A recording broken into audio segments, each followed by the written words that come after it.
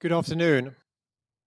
So I've been asked to talk to you today about legacy, which I suspect is a very polite way of suggesting I'm getting up there in years. Seriously though, this is a huge honor. And what a topic. Where do you start? Well, I did some research. I consulted a dictionary and learned that legacy originally comes from the Latin word legare, which means bequeath or leave behind. Then, because it's 2023, I asked ChatGPT for its definition too.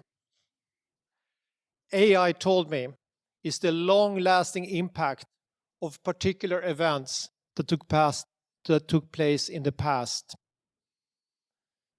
relating to a person.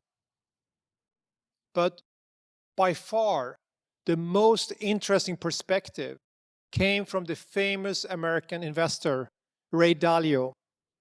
He has a clever model called life arc. In the first phase of life, you learn and you're dependent on others. That is when you're in school and under your parents' care. Most of you here today are just nearing the end of this. You'll soon be reaching the second phase. In that stage, you work and others are dependent on you. This is when you're trying to be successful with a career and perhaps trying to have success with a family. It's when you're experiencing a lot of change, graduating, buying a house, wedding, children, good job, bad jobs, divorces, failure, success. In the third phase of life, you're free of all of this so that you can enjoy life without obligations.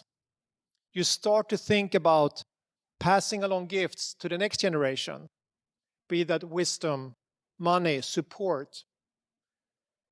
Your legacy is helping others succeed without you.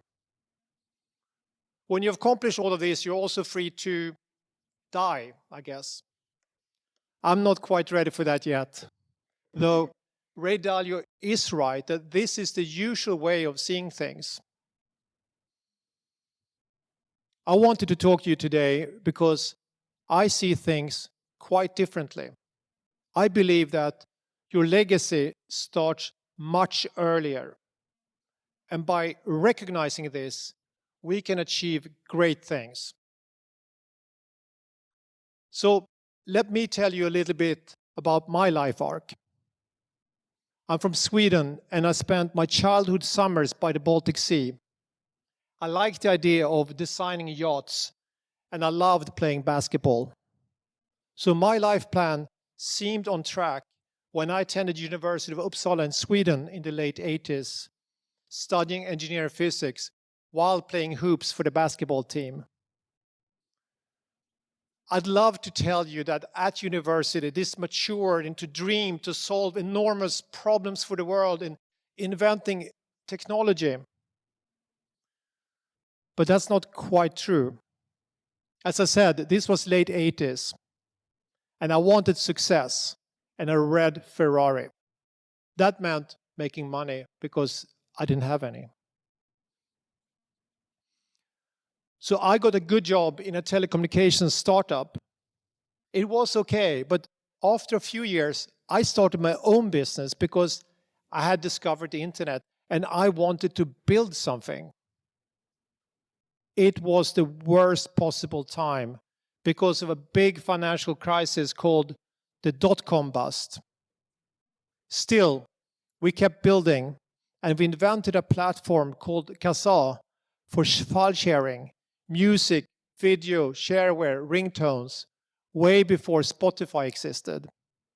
It was disruptive and incredibly popular. At one point in time, 40% of the world's internet traffic was going through our network. It was also a legal nightmare, with record companies suing us pretty much all over the world. Without investments and a sustainable revenue stream, eventually we had to close down. But there was no going back. We started to see new possibilities. In the late 90s and early 2000s, if you wanted to phone a friend in another country, it was stupidly expensive, around £1 per minute. That meant nobody did it. If you were on a gap year in, say, South America or Australia, you would have very little way of connecting with friends and family back home, let alone if you moved abroad on a permanent basis. We saw an opportunity to use some of the principles of Kazaa, our failed startup, to create something new. Free audio and video calls anywhere in the world using the internet. That company became Skype. We wanted to disrupt the telecommunications industry because we thought it was not okay for the incumbent monopolies to tax people just for talking to each other. We knew that if we created a product that was disruptive, there would be a demand. But we also had a genuine purpose. It was an amazing journey and a true unicorn because at the time, all successful tech companies were American, coming from Silicon Valley. In just 2 years after launch, we had a multi-billion-dollar exit to eBay. It was the biggest internet acquisition at the time. Not many people know that when I started these businesses, I was financially supported by my wife, Catherine. She held a steady job that enabled me to take risks. And it worked out. When we sold Skype overnight, we had more money than I had ever thought possible. We could have decided then and there to stop working, at least for financial gains.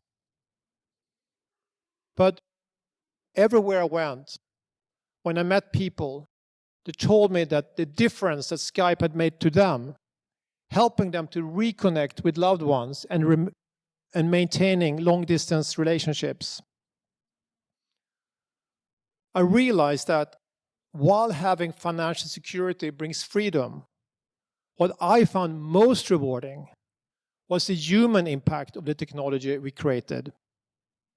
We helped turn long-distance relationships into marriages and families. Having sold Skype, my friends and colleagues expected me to retire to summers sailing and winter skiing. I quickly realized that wasn't a club I wanted to join just yet. I never even bothered to get that red Ferrari. Let me be clear. Pursuing financial gain isn't a bad thing. Frankly, it's a privilege. And it's what you do with it that matters. I decided to become an investor in the next generation of entrepreneurs and give European tech the support that I had not had when we started Skype. Historically, Silicon Valley have had a monopoly on technology and entrepreneurship, and I wanted to break that. We created an investment firm, and from day one, our mantra was, great companies can come from anywhere. We focus our resources on solving meaningful problems at scale, and yes, make a profit. 6 years ago, we committed to only invest in companies that were net neutral or positive for planet and society. We align a large portion of our investments with the UN Sustainable Development Goals and take bold bets on progressive technologies. These include companies building vertical takeoff electric vehicles, some call them flying cars, or urban farming and biotech that uses machine learning for drug discovery. We also back entrepreneurs who reimagine the workplace, and provide an infrastructure for services that we all use every day. All of these technologies have a positive impact. It's so rewarding to work with these entrepreneurs and to help them to build their own legacies. The European technology ecosystem has developed way beyond what it was when we started Skype, and today's founders have a far better toolkit for success than I ever had. That's not to say that it's perfect. Far from it. There's still a chronic lack of diversity in the technology and financial sectors industries. A recent study suggests that the ratio of female partners at the UK venture capital firm is only 13%. That's 13%. That's also something we're trying to change. Nearly half of our investment partners are female. And we're conscious about creating an inclusive environment where everyone can thrive. What started like something that felt like the right thing to do has increasingly become a model for the founders we invest in to follow.